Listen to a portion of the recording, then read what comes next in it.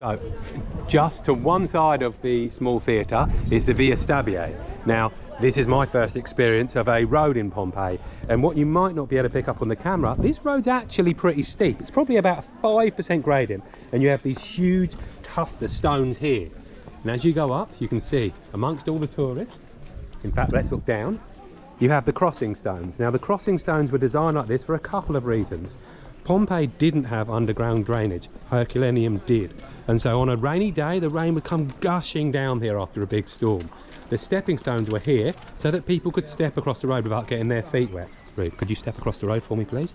So you could use the stepping stones. Now, the stepping stones were of a particular width so that the carts could come up and go down.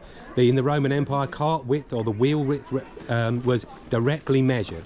And what you can see here, this is obviously a very popular street because you can see how deep the wheel ruts are.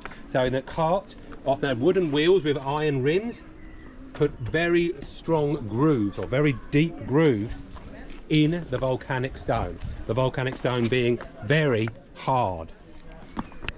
Now on the Via Stabia, I'm going to walk across the crossings and coming up to my first fast food shop, Thermopylae. Now the Thermopylae, this is where the food would possibly be kept in these containers.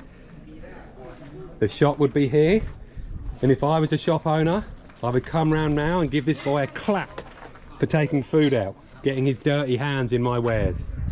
Just near the temple of Iside, and it's a very good chance for us to show exactly how deep this was, the ash was buried. So Pompeii was buried by about 5 meters of volcanic ash, and 5 meters is approximately, maybe slightly higher than the roof of this building. And one of the reasons why you don't see the second stories is because generally they collapsed, or survivors would try and use parts of them to rebuild their lives elsewhere. So you can see the scale of these students, then the scale of the buildings above, and the ash would have got to the top here.